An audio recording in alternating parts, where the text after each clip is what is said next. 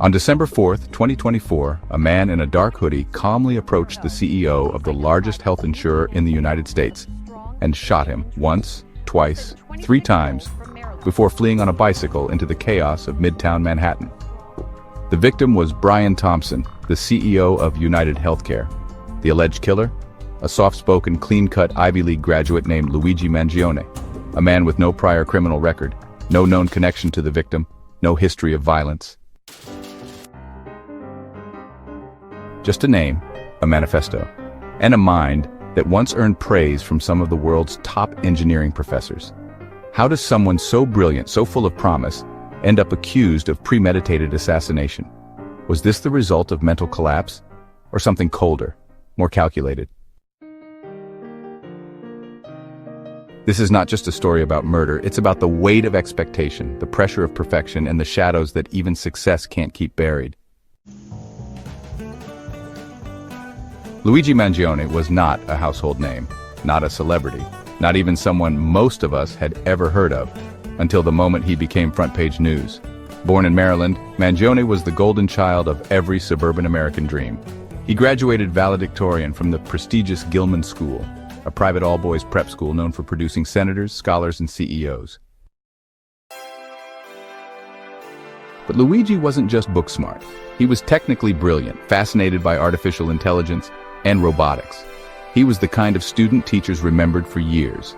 He earned admission to the University of Pennsylvania, one of the 8 Ivy League universities, where he completed a dual-degree program in engineering and computer science, graduating with both a bachelor's and a master's degree.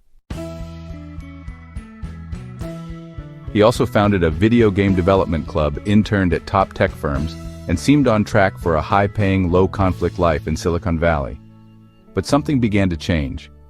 Friends noticed he became withdrawn, more introspective, less focused on career and more preoccupied with philosophical questions, conspiracy theories, and most notably, his health.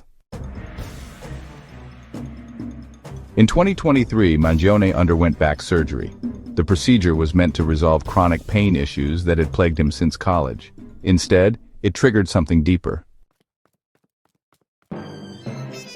He began reporting increased pain, insomnia, and a sense of emotional detachment from the world. His social media presence became erratic. He posted cryptic statements about systems of control, insurance corruption, and how America's healthcare system was, well, a machine built to monetize suffering. He wasn't ranting. He wasn't shouting. He was writing, clearly, calmly, like someone documenting a theory they were about to test.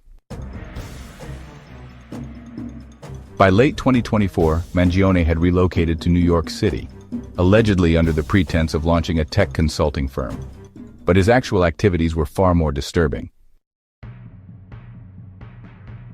On the morning of December 4th, Brian Thompson, CEO of UnitedHealthcare, was en route to a high-profile investor conference at the Hilton Midtown Hotel. At approximately 7:30 a.m., Thompson was shot multiple times at close range on a public street. The shooter wore dark clothing, gloves, and a surgical mask. He escaped the scene on a bicycle. Witnesses described the shooter as calm, deliberate, and focused. Not erratic, not panicked. Surveillance footage quickly circulated. Police issued a city-wide manhunt. The FBI got involved. This wasn't just a homicide. It was a potential act of domestic terrorism. The question was, why?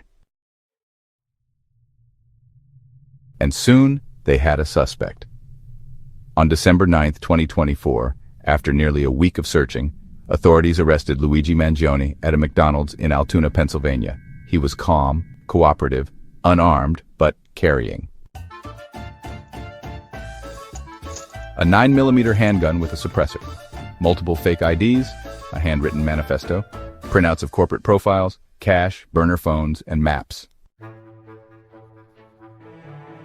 Inside the manifesto were pages of carefully structured arguments against corporate greed, healthcare monopolies, and what he described as the economic enslavement of the vulnerable.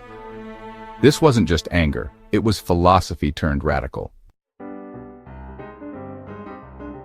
Mangione was charged with first-degree murder, use of a firearm in a violent crime, and later federal terrorism charges due to the nature of the attack and the victim's corporate status. Prosecutors painted a picture of obsession and ideological rage, not random violence. But it was the lack of personal connection to the victim that shocked the public. Mangione wasn't a former employee. He wasn't a rejected job candidate.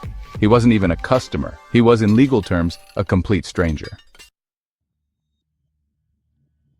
Yet in his mind, Brian Thompson represented something larger, the embodiment of systemic abuse. In Mangione's worldview, UnitedHealthcare wasn't just a company. It was the symbol of a machine he believed had failed him, and millions of others. Was this the act of a mentally ill man in crisis? Or was it a case of cold ideological extremism? Defense attorneys have suggested that Mangione suffers from a psychiatric disorder, possibly related to chronic pain, depression, or delusional beliefs. They've not ruled out an insanity defense. But prosecutors argue that Mangione's actions were planned, methodical, and deliberate. They point to the disguise, the surveillance, the weapon with a suppressor, the manifesto, and the getaway strategy. This wasn't a breakdown. This was a mission. Almost immediately after the arrest, a wave of online reaction followed. Some called Mangione a terrorist. Others saw him as a symbol of rebellion against corrupt systems. Conspiracy theorists latched onto his manifesto, calling him the first martyr of the modern anti-corporate movement. Merchandise appeared online. Hash-free Luigi trended for 48 hours. Then, sites began scrubbing related content. A man was dead, but the public couldn't agree on who the villain was. It mirrored cases like Ted Kaczynski, the Unabomber, where ideology and intellect blurred the line between protest and atrocity. Neighbors of Mangione back in Maryland described him as quiet, intelligent, and always polite. He lived with his parents, he went on walks, he was respectful, nothing suggested violence. But his search history, now part of the prosecution's case, revealed years of planning. Google Maps routes, surveillance footage downloads, academic papers on corporate ethics, medical malpractice statistics, and technical guides on suppressors. It wasn't a breakdown, it was a slow transformation. As of now, Luigi Mangione remains in custody, awaiting trial. His legal team is mounting a mental health defense. Prosecutors are pushing for life without parole. The case could set a precedent for how ideological violence is prosecuted, for how mental health intersects with domestic extremism, and for how we understand the invisible descent of seemingly successful people. But most of all, it's a case about perception.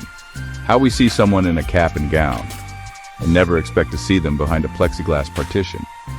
What happened to Luigi Mangione wasn't just about a broken back, or a broken system. It was about a mind that quietly cracked under the pressure of genius, illness, and silence. He didn't post rants, he didn't wave red flags, he made a plan. A man who once built games now faces a courtroom, a life sentence, and a legacy that will haunt two families, his and the victims. Brian Thompson was a father, a husband, a business leader, and for reasons no one fully understands, he became the face of a war he didn't choose.